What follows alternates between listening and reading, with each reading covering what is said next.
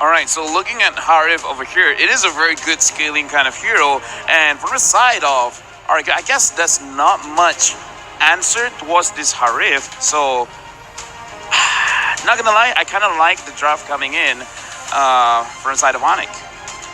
Yeah, but look at that. It's going to be Achil throwing in some extra words right after the picks have been set. They are going to load into the game right now, but I want to hear some predictions just based on the draft right now. I think the early game is actually looking good for RQ. Deceptively good. Because you have the Farsa, you have the Matilda, just those two. If you play it right, and even the Esmeralda, I've seen R7 do amazing things at the 2-minute mark on this hero coming out of the XP lane. So that being said, I think Onic PH better slow their roll, especially since they have a Harith. But the thing is, they do have this Selena. The Selena can actually help win out the lane. Any lane that she chooses to go, whether the XP or the gold. So the Selena can play it slow. However, I feel like, especially going up against this Aldos, maybe they want to go maybe a little bit faster. Well, the questions will be answered here in the game. Are you ready? It's going to be RRQ and Onic taking it to the land of Dawn as both of these side lanes are already going in for some crazy trades on the board. Selena, what happened in that early stage? Beloyski already at such low HP. Yeah, looking at the mid lane just now, she tried to go a little bit aggressive, but Clay manages to damage her a little bit more, especially here, Vin on this Matilda, focusing every single hit from the first kill, managing to hit her. But I feel like in this early stages of the game, it's still fine, it's still controllable. It's how they transition after this. Yeah, I like how you put it, Leo. Deceptively good. I agree completely, man. The Esmeralda, everyone says, yeah, scaling hero. But in that early stage, it's actually really, really good, especially when you're talking about the early mobility, where Yuzong, yes, has mobility, has that team fight potential, but only after that ult. Yep, and so far the only thing that Onic can do is win the vision game, and of course, try to find those pickoffs for Beloyski's in Los Lobos. Aldous is going to get taken down. That's your first blood by Razor, picked up by the Filipino team, Onic. And that's what I was saying. RQ Hoshi, they're playing on one plane of deception, while Onic PH might be doing the same thing. Shades of Navi, possibly playing Possum early on. What is this, 2 minutes? Now this is what I'm talking about, because the Selena is actually very good in any lane, whether EXP or gold. You just have to pressure a little bit, and Zin went a little bit overzealous, had his first death over there. We just want to see what Onic Philippines wants to transition on, and it looks like the turtle is going to be the objective. Yeah, they really like to do these kind of things, but Vin is already in there. He's going to try to go and do some damage. Only time when able to get back onto two members right now. So Albert, he gets kicked away. He's going to get taken down. And R7, he's going to try to go for more Beloyski for the price of Albert. That is not a good trade, but they're trying to make it a better one. Dlarski now caught in the 1v3, instantly taken down, and that's going to be RRQ going and equalizing the board 2-2. So far, 1 kill up, but then Kairi still got the turtle. I guess the only real place where there's no true neutrality is bottom lane, because look at this. Marky's just bullying Sin. Yeah, you can see the majority of that gold lead is going to come down from Marky. 300 gold lead, and that turret gold has been taken away. Yeah, right now I'm looking at from the side of RRQ Hoshi, where Albert, again, not afraid to go in front to get that kind of play, but I want to see his team following up with him as well. Early in that turtle fight, I feel like they could have played it a little bit better, perhaps a better kind of engagement, but probably just a little bit too aggressive trying to secure that turtle.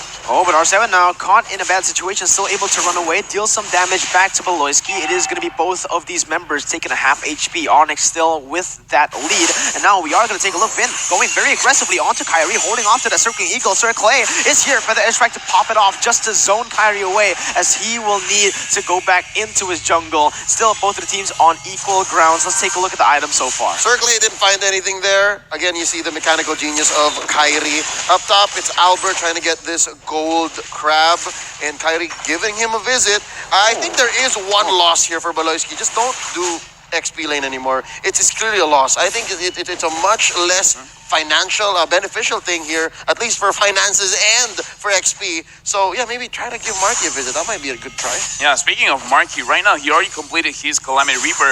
Looks like he is on the way on finishing. Oh, over there, Clay getting attacked. But again, for the side of Marky, he's on the way completing his Feather of Heaven. And I feel like right now, Araki Hoshi is giving a little bit too much space for the side of Harif, because again, he has that Purify. He's going to be nasty in team fights.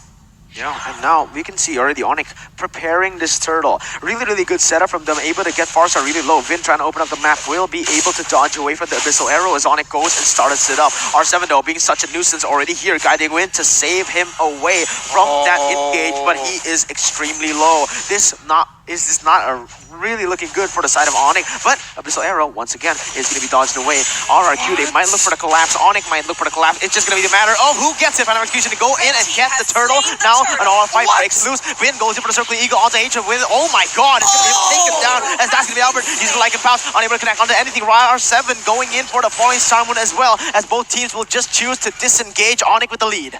But Loiski's playing geometry, man, and Circlay's not picking up. Honestly, he's drawing lines and points with this arrow and this trap. They're going to jump on R7. He's going to be fine. This is a great read from RQ Hoshi. They understood that we have to change the dynamic because bot lane's going to get hammered here.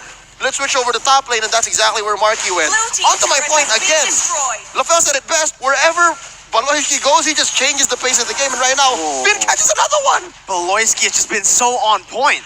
Yeah, right now, actually, looking at the previous team fight from the side of Onic Philippines, this is the kind of gameplay that we are expecting from them. They're going to prioritize the objectives, but from the side of RQ Hoshi, in my opinion, it's a little bit uncharacteristic where, in terms of timing of engagement, it was not to my liking, where Albert goes in first and then R7. I prefer more cohesive kind of engagement and then going together and then selecting the targets. Right now, Vin is at front. Yeah, look at that. Hatred trying to go for the way the Dragon Jeet Kundo combo. Unfortunately, only landing onto Vin, but the Abyssal Arrow again, just so on point for Baloyski. This is the name of the game right now. Baloyski on the Selena as the top side will be ganked. R7 will be able to get out of that one. Very, very fast rotations. That was insane. He knew the limits. He knew Onic Philippines didn't have the engage potential to lock him down, so he stayed a little bit longer. And now RRQ pushing the pace in the mid lane. Abyssal Arrow unable to connect. Vin trying to zone Baloyski out. And now again, it is just a 1,000 gold lead, but so far it's still down right in the middle. Abyssal Arrow opening up the map once more. It's a 1,000 gold lead off of a significant objective. It's a turret. It's a turret that Aldous on Zin has to really think about.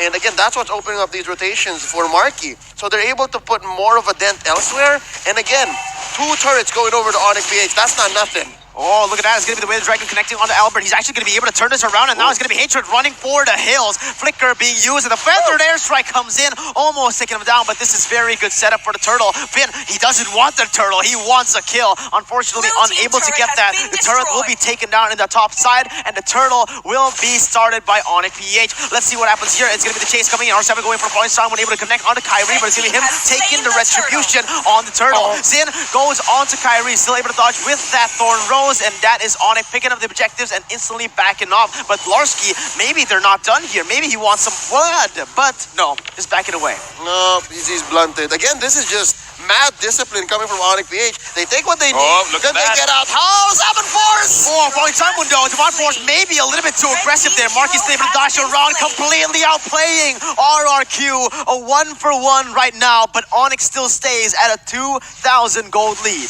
Yeah, but the thing is, this 2,000 goal lead is still playable because from the side of RQ Hoshi, they can still win this one just because the drop, they have a lot of scaling on this Aldos, on this Farsa as well. As Mirko, you yourself have said that this Roger, even though it is very strong in the early stages of the game, but can be very strong as well in later stages of the game just because of how tanky he can get. But from the side of Onic Philippines, this is an interaction that we haven't seen for a long time, which is the Harif as well as the Esmeralda, where it is a matchup where if the Esmeralda plays it well, she can win. But if the Harif can kite around, then he can win. And as of right now, look at this, an engagement coming in from The base by Baloyski, able to bring Vin back to the turret right now, so for the airstrike will be popping. Oh, Kyrie coming for the puncture and securing the triple kill. Kyrie has finally come to play. 4 for none off of the back of a circling eagle bait. RQ Hoshi unable to find anything else on the map because even Zin has to retreat. He was way too deep, could have pushed that tier 1 down bottom, and now Onic are going to convert out of their minds. Going to go for the early choke and then start to get equilibrium and even maybe push part the line through all of these lanes. Amazing play. Yeah, right now we got to go back to the keys to victory. But before that, let's look at the replay again. From the side of Araki Hoshi over here, we can see that Finn engages, but he went in alone. His team is not confident in that. Look at Albert. Albert tried to run away. Clay still tried to fight. So this is what I'm talking about in terms of their communication. It looks like they're a little bit all over the place. It's like, what do you want to do? I want to do something else. So from the side of Araki Hoshi, they have to give a little bit more respect on the side of Onic Philippines, and they have to start taking this a little bit seriously and start to slow their roll and actually go in as a team.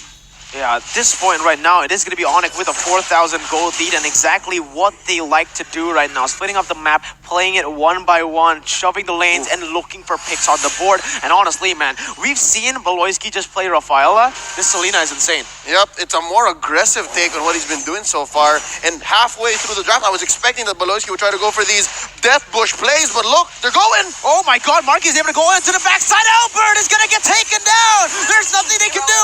RQ trying to run away, but Kyrie comes in with a phantom execution. Furious tries to come in as well. Zin goes back in for the re-engage onto Dlarski. He's able to pick him up right now as Clay picks up the double, but Kyrie keeps on going. Zin, he can't go for more. He'll be able to pick up one more on the board with 1v1 against Kyrie. Has the stacks, has the damage, but will he be able to outplay Kyrie? Zin is not going to be able to.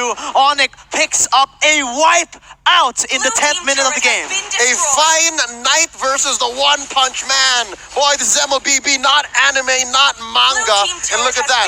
Marky has just pushed all the way straight into the inhibitor in mid. They've opened up all the lanes. Only one tier 2 standing down bottom.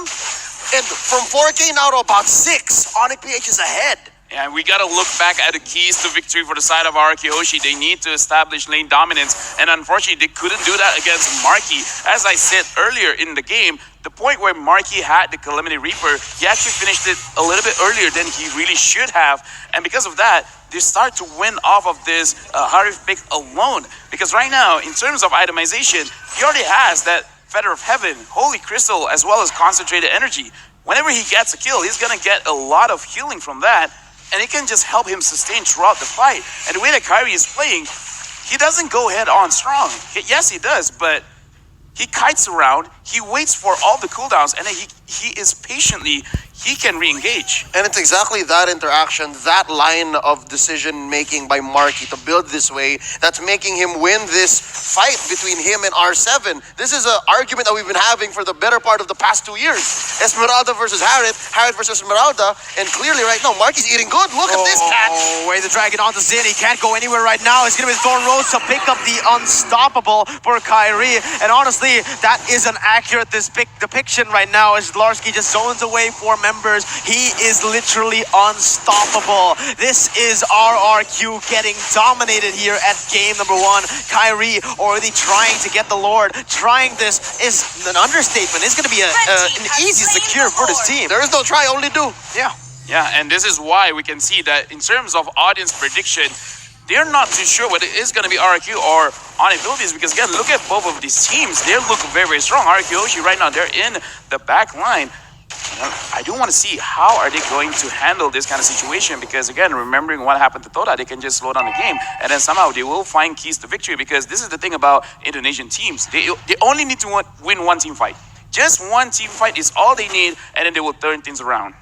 Absolutely. And now let's see what Onic has to do here. They have the Lord, Enhanced Lord, coming into the mid lane. They are going to set up all the waves to go for that siege. A 3-wave push. This is at least an inhibitor turret taken down. You know, that is at the very least. Let's see if RQ can defend. Enhanced Lord marching down the mid lane. It is going to be it taken down instantly right here with the Abyssal Arrow to zone away the members from taking the minion waves. Kyrie just dashing all over the place with the puncture, able to use that passive really, really well, as Onic will be able to take one inhibitor turret, and that is the most important one.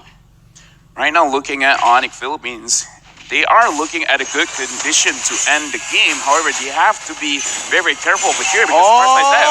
Albert gets caught, and now it's going to be the all-follow. Albert gets completely taken down, and Finn will follow through. Zin is going to be able to crack that bottom side, that back line with the kill, but look at the combo. Wombo is coming in. It's going to be Kyrie just outplaying the entire team and looking for the kill. A maniac for Kyrie. No, it's only a triple kill, but Onic Philippines starts off with a statement. Kyrie can share. Kyrie can share. He put the gold all over, but it doesn't even matter. What a start for Onic Philippines. This is a best of 5.